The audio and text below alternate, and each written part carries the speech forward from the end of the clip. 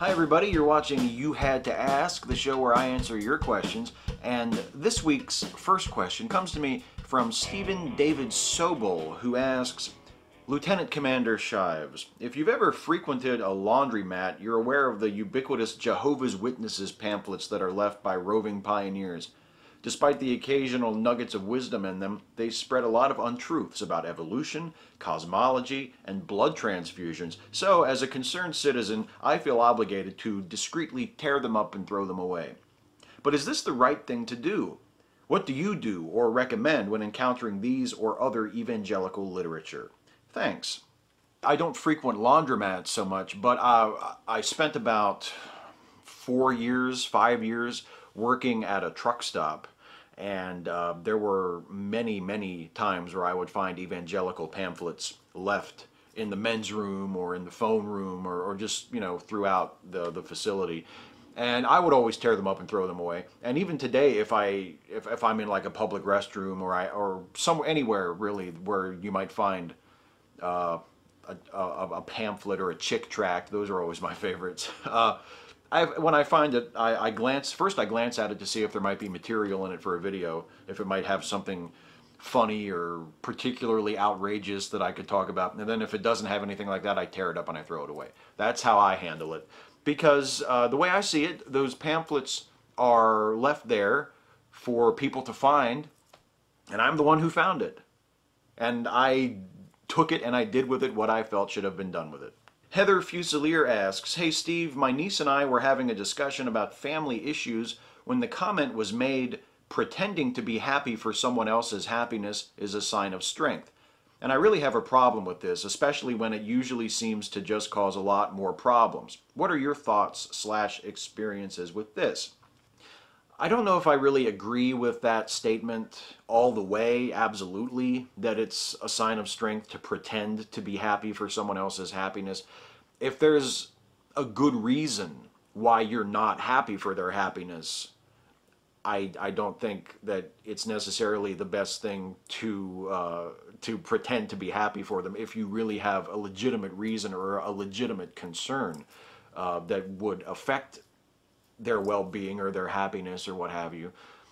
But at the same time, I think you also need to be conscious of things like time and place. Most of my experiences with pretending to be happy for someone else's happiness have been limited to particular occasions. If I go to a wedding, which I only go to if I absolutely have to, and that basically means if my wife is invited and she wants to go, and I can't talk her out of going. I try not to appear as miserable as I am because I hate weddings. They're the least favorite things for me in the world. I absolutely despise them, and I never have anything approaching a good time at a wedding or at a wedding reception. I just hate it. I absolutely hate it. But I make an effort to not appear miserable because usually I'm the only one there who is not having a good time, or at least everybody else is a lot better at faking it than I am. And in those occasions, I pretend to be happy for other people, even though all I want to do is leave because I'm not having a good time, and I probably couldn't care less about the fact that they're married or any. And actually, because they're throwing such a shitty wedding that I've been obliged to attend, I kind of resent them at that moment. But I try not to let that show, and my wife would say that I don't do a very good job, that I do look like I'm miserable while I'm sitting there, but I'm doing the best I can, so in situations like that, I see some wisdom in that. I don't see why. I think it's a little egotistical, a little self-centered to try and put your shitty time on other people who are having a good time. I don't think you should go out of your way to make other people unhappy because you're unhappy. But at the same time, as I said at the start of this rather rambling answer, if you have a legitimate reason for not being happy for other people's happiness, I don't think you should just forget about that. I don't think you should push that down, I don't see what's gained by that. It's better to get things out in the open and to talk about things. Athena Schrodinger, as a follower of your Atheist Read series, I am curious as to how you choose the books to read. There are some general parameters, but within those parameters, it's really just an arbitrary choice on my part.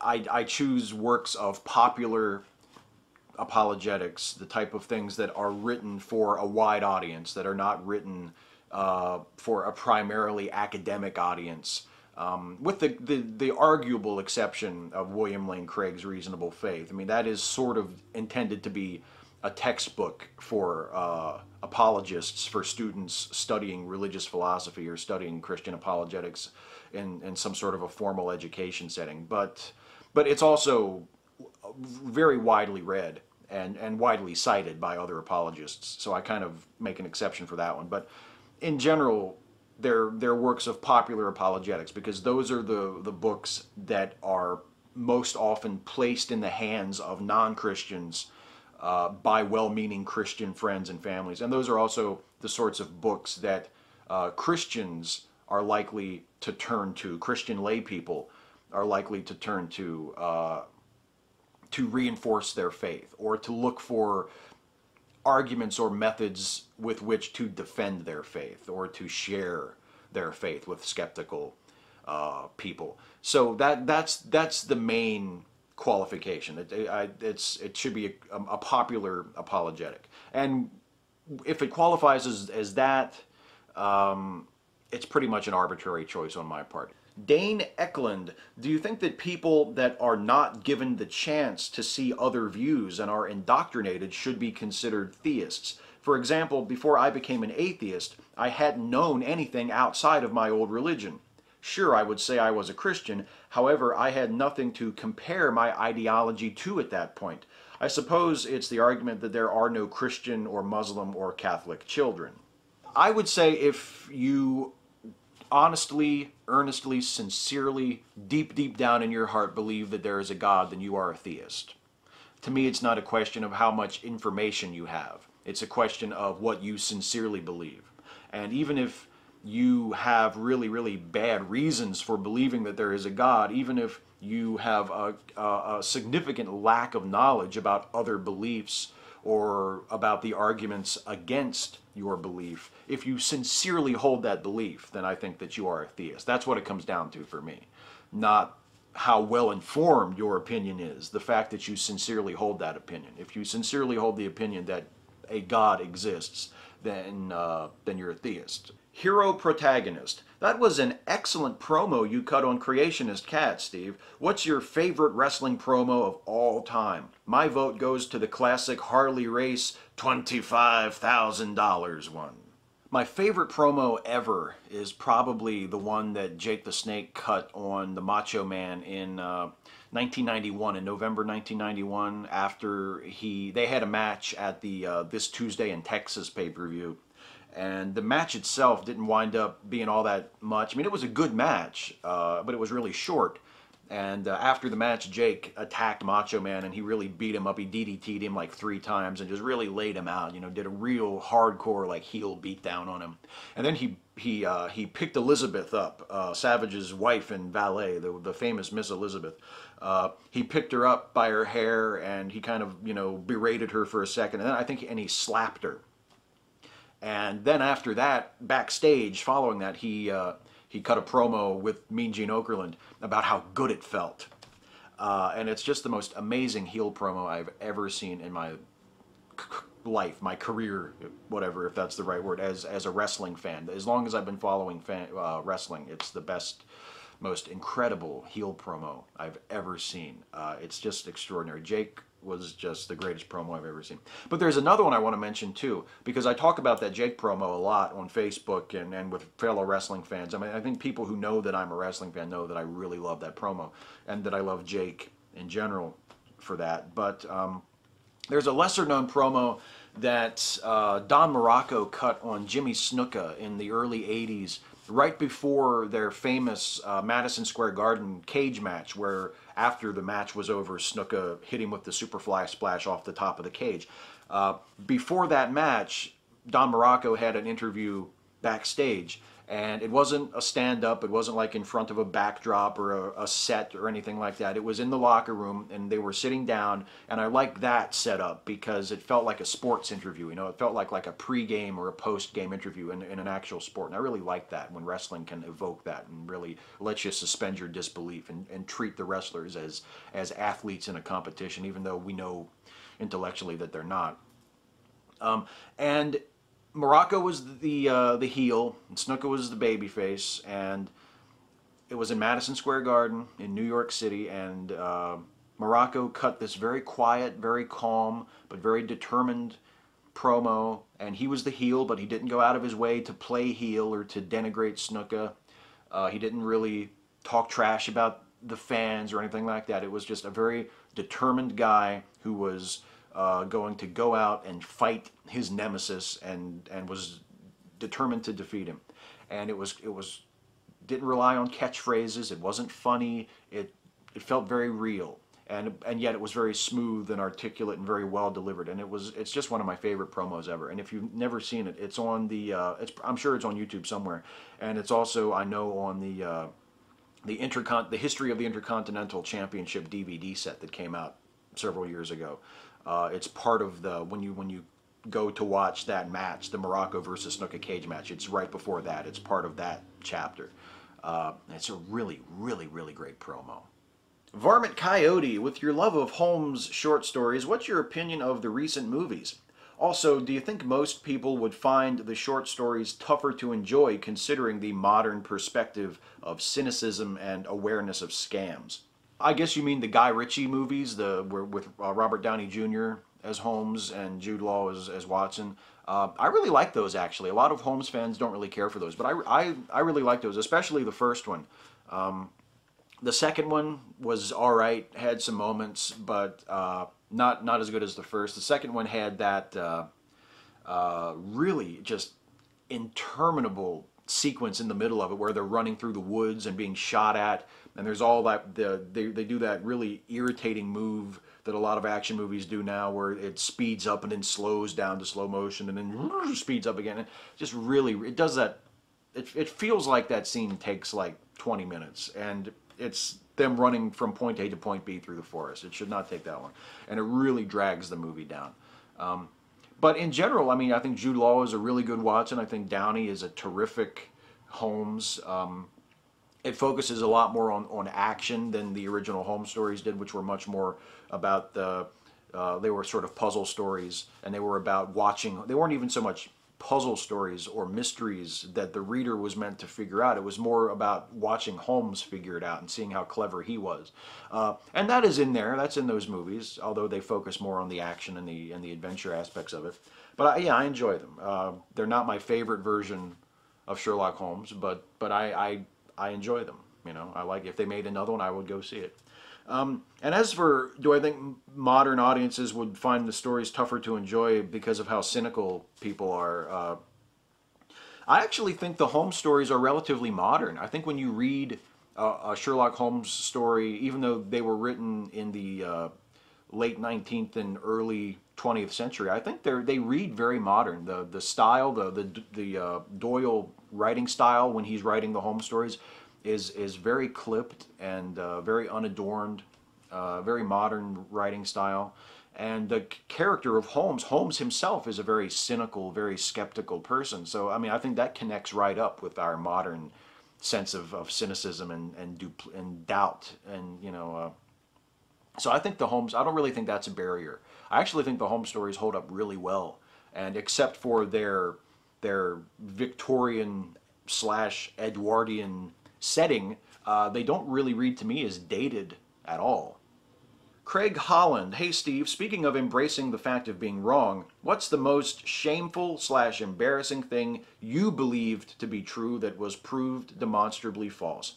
Do you feel like laughing on that thought? The most embarrassing is probably, and it's embarrassing because I think it's the most recent, because when I was in my I really, really want to believe in God phase as a teenager, I believed a lot of silly things. Like I at least tried very hard to believe in a lot of silly things, clutched at a lot of straws, like the Bible code which is complete horseshit. But there was a period where I really wanted that to be true, and I thought, oh, this could be like the evidence, that this is all that this is all for real. And it wasn't. It's horseshit. But the most embarrassing is probably I went through a phase after I was out of my Christian period, but when I still was sort of hoping that there was a God or an afterlife or whatever, and again, just clutching at straws, where I believed that the whole talking to the dead deal might be legit. The John Edwards, James Von Prague, Sylvia Brown type stuff, that you could really receive messages from the dead and they were talking to you and they would tell you that they're okay and blah blah blah. There was a period where I kind of bought into that, or at least I really really wanted that to be true, and I was not really looking at it skeptically. And that's, I mean, I'm not embarrassed by it because that was then and this is now, and I don't feel that way anymore, and I have a lot of really great reasons for now believing that that's complete horseshit and a scam and that a lot of those people ought to be criminals. But yeah, it's that's a really really silly thing that I really really tried very hard to believe. I even remember having a phone conversation with a really good friend of mine who identified as agnostic, non-religious. I mean, long before I did, and I told him that I kind of believed that the John Edwards thing might be real, and he was just incredulous. I mean, I couldn't see him. We were just talking on the phone, but I could almost imagine his jaw dropping open, like, what? What? You wait a minute, and he very patiently explained to me why John Edwards was full of shit, why he was just conning people. Why, he explained a little bit about cold reading and about how there are people sitting in his studio audience and the audience is mic'd. And, they're probably going to talk about what they're there to do, and it's not that much of a stretch to believe that some producer is listening to what the people are saying and cluing John Edward in to, oh, the lady in the red sweater in the second row is here to connect with her dead sister. She died of cancer. Keep that in your, So he very patiently explained to me all the reasons to believe that this was a total farce. And I didn't quite buy it. At the time, I didn't quite say, "Oh, you're right. I'm such a fool." It took a little while for me to come around, but eventually I did. And that's a pretty embarrassing one because now I look at it and I think, how could anybody believe that? But then all I have to do is remember, not really all that long ago, maybe 10 years ago or so, 10, 12, 13 years maybe. I believed it too, or at least I tried very hard to believe it. I wanted to believe it. Logical Cake, what are your thoughts on Kerry and the Mideast peace talks? Do you think anything will come of it? I don't know. The cynic in me says that nothing will come of it because nothing significant has really come from any of these Mideast peace talks in the past, except for little incremental changes and agreements for both sides to stop actively trying to kill each other, which they honor whenever they feel like it. I always have hope. I mean, I wish that the Kerry talks would result in something. The problem is that they're negotiating for a two-state solution, and I think that's the best thing. I think that's a good idea. I think there should be a Palestinian state and an Israeli state, and they should be equal and they should be separate. But I don't think either side wants that. I don't think the the Israelis or the Palestinians really, really true, and I'm talking about their governments, not the people. The people could want a two-state solution very easily, but the political powers representing those people that are negotiating, I don't think either one of them really truly wants a two-state solution. I think they want one state, and I think they want to be in charge of the state. And I think that's the problem, is they're being sort of coaxed and pushed into this that they really don't want. Master Twinkie has this to say, "Hey Steve, do you agree with the people who say that anyone who doesn't care about the Zimmerman verdict is a racist? I've seen some people on YouTube making that claim, and it bothers me. I think it's horrible that a black teen was shot and killed, but I don't care enough to get upset about the verdict. I wasn't in the courtroom and didn't see the trial. I don't know if he was guilty or not. I do feel bad for Martin's parents, though. Am I a racist for not watching the trial to form an opinion? No, you're not a racist. People who don't care about that trial are not necessarily racist. I'll be honest with you, I didn't watch the trial either. And I do have a sense of, a philosophical sense of outrage about the notion that a person could shoot another unarmed person to death and not have to suffer any consequences for it. I mean, I agree with you that I was not on the jury. I didn't watch the trial. I wasn't there the night that this happened, so I don't know what happened. The sense I get is that Zimmerman was acquitted due to a combination of prosecutorial mistakes and missteps and just the existence of that absolutely awful, contemptible stand your ground law in Florida. It feels like the jury probably did the best thing that they could have done because they had to find in accordance with the law, and the law in that case is just fucking insane. And Zimmerman seems like a flake and like a loser and like a dipshit and like the last guy in the world that should be allowed to carry a firearm, to me, personally. That's just the way I see it. But I don't know enough to say that, you know, that he's evil or that he's a murderer, that he's a racist or any of these other things. I don't know. My outrage is directed at the idea that you can shoot and kill an unarmed person and not suffer any consequence for it. So, you know, I don't think that people who don't, and I think there are people who are fatigued about it, people who say I'm tired of hearing about it. I don't think they're necessarily racists. I do think there are some racists who are saying that. Just like I think there were some racists who said things like, oh, I'm tired of hearing about Hurricane Katrina. There were people I know who are racists, or at least have some very racist attitudes, who said that. But I don't think that it necessarily meant that you were a racist if you said that. Just as with the Trayvon Martin Zimmerman thing. If you don't really care, or you're not that interested, or you're tired of hearing about it, it doesn't mean that you're a racist. Rest easy. I don't think you're a racist because you didn't watch the Zimmerman trial. Oh, or maybe, I don't know, maybe I'm wrong. Maybe that was a sign from above. Or maybe it was a sign that it's time for the lightning round. Rapid fire questions, glib and adequate answers. Radical Bacon. So, Steve, since your wife is the breadwinner, are you something of a house husband? Do you do most of the domestic chores? Yes, I do the laundry, I do the dishes, I do the cleaning up, I take out the trash, I do all of that. Plus, I produce the most awesome YouTube channel any of you motherfuckers have ever seen. I'm just that amazing. Simon TV. Steve, what is that thing that you read stuff off of during the lightning round? That is my Kindle Fire. Gurin Prime, how would you feel if the sequel to Man of Steel just does a complete 180 from the first movie and randomly had Silver Age style camp? No, that would break precedent. You don't do that until the third or the fourth movie in the series. The second movie, you can't do that. Jason Konis, why are you holding a pen when you have one in your collar? I don't think you use the one on your collar. I think you have it there for some kind of fashion statement, like your hat.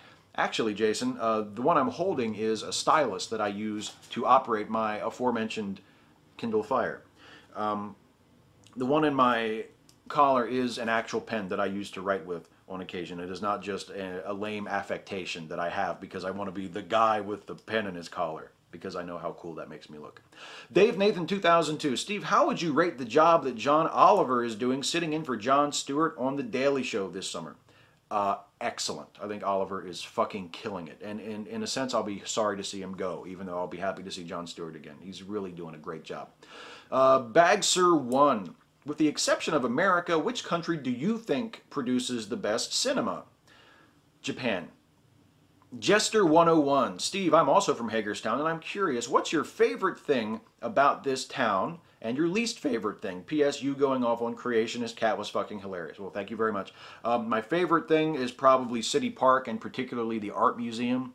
And my least favorite thing about Hagerstown is Hagerstonians. John Torrance 67. Who's your favorite serial killer? The Judeo-Christian God. Supadroog. Silly observation, but why does practically every atheist YouTuber seem to own and wear a t-shirt with the Batman logo? Well, that is because we are paying tribute to the most badass atheist of all, Batman, who I am conspicuously not paying tribute to today, wearing my Superman shirt. But yeah, that's why. So that is it for the lightning round. That's it for the questions. Almost done. But before I go, I want to give a shout out this week to an excellent YouTube channel, ConversationWithA, and particularly a series on that channel called What Religion Has Contributed to the World This Month. It's a monthly series, which you might have figured out from hearing the title just now, dealing with all of the really fucked up stuff that has been done by churches or by people in the name of religion in the world over the previous month. It's a really, really, really good series to watch, and depressing as hell, and infuriating as hell, and really great fuel for self-righteous atheist indignation, which we always need more of. So, Conversation with A, excellent YouTube channel, and What Religion Has Contributed to the World This Month, awesome series that you should check out if you have not already done so. Highly recommended from me. So, that is it for this week. I will be back next week to do this all over again, provided, of course, that you ask me lots of questions that I can answer, because you have to ask for me to make this show. I really hope that you do ask, because I really like making these, because they are so fucking easy to do. I literally just have to sit here and read your questions and then answer them. You have no idea how easy it is. And you enable me to do it. So please leave a comment on this video. Ask me a question, anything about anything, any subject, nothing too serious, nothing too silly, trivia, things about myself, things you want to hear my opinion on, advice, recipes, whatever. I would love to talk about anything you would be interested in hearing me talk about. So leave a comment on this video with your question for next week. Thank you all so much for watching, and I will see you next time.